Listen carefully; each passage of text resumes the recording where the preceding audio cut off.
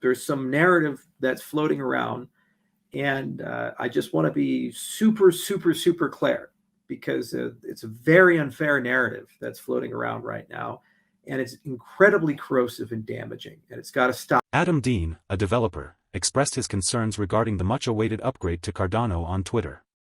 Version 1.35.2 is essential for Cardano's Vasil update, so he stated, "It's imperative to point you today that the #Cardano #testnet is catastrophically broken due to a fault in Cardano node version 1.35.2. Without going into specifics, the Vasil upgrade is a significant development for the blockchain. On the Cardano network, it ought to facilitate the development of decentralized applications and increase capacity. More testing, according to Dean, is required before the upgrade is rolled out." The developer said, "If there were a nuclear clock for #Cardano, we came perilously close to hitting midnight."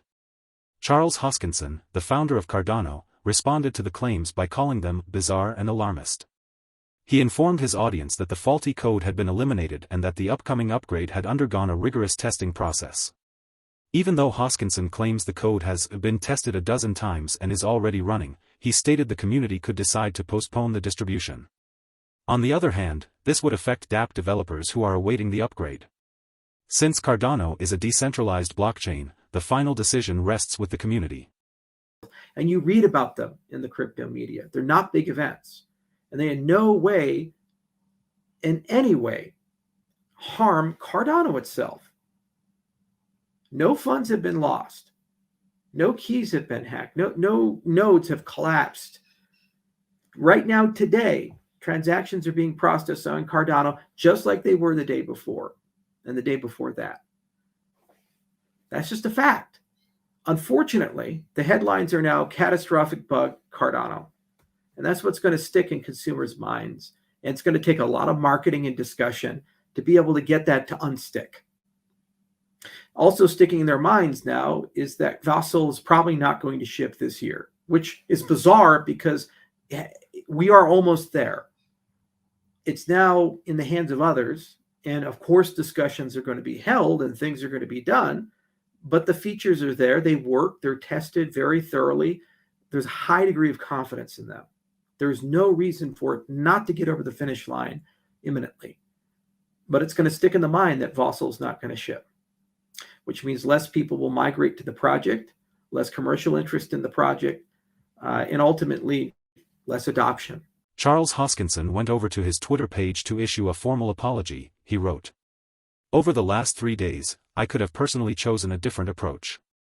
I regret that I didn't, and I'm sorry. Ultimately, the people who know me know exactly where I'm coming from. I hate seeing these and have personal experience in the damage they cause. That doesn't change the fact that you're all members of a family and chose to be here. I feel like I've let you down, and for that I'm sorry. Vasil is the last hard fork of an era, and many things are changing after it. New governance processes, more inclusive structures, more useful code, faster development, more parallel efforts, and eventually Cardano realizing the promise and potential of its community towards giving the world economic identity. I think we all want this and all are on the same side." If I had all the time in the world, I'd love to spend a whole year, 2 years cleaning and polishing Cardano. I'd love to just do nothing but write code and develop and say, all right, we'll come back to it later. But it's not my call. It's not my choice. This is a diverse ecosystem, and it is a product that is used by millions of people. It's listed on over 200 exchanges. There's over 1,000 projects under construction at this very moment, deploying or have already deployed on Cardano. There are over 5 million NFTs issued on Cardano.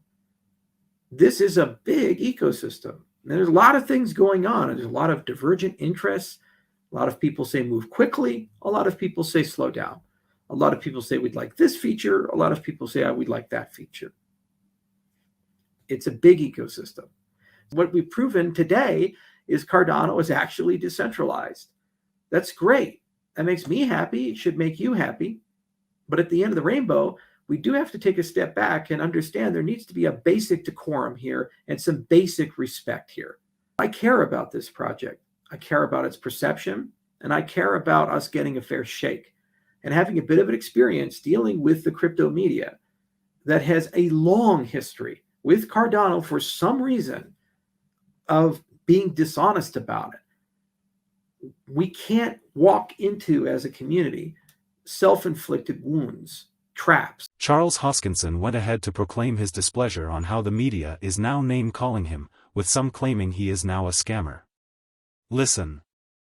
Cardano, I love this community, and I really do enjoy the time I've spent here and the things I've done, and I really do enjoy building things, and I really do enjoy sitting down trying to solve hard problems, of which there are many. I really do. I detest these types of things because it's a no-win situation. It really is. Nothing that can ever be said or done is ever good enough. And he received enormous amounts of criticism, in many cases for things that I'm not even responsible for. They apparently, people on Reddit are saying that I lack emotional intelligence, or I'm not a leader because I don't take the blame for when Vassal ships or not. Yet at the same time, we say it's decentralized ecosystem. And I keep shouting to people that think before you talk. This space has terrible, terrible ramifications when people misspeak or they say things that can be taken out of context. It's a very adversarial space. It's not a friendly, kind, happy space. For whatever reason, we live in a space where it's not good enough to disagree with people. People get vilified.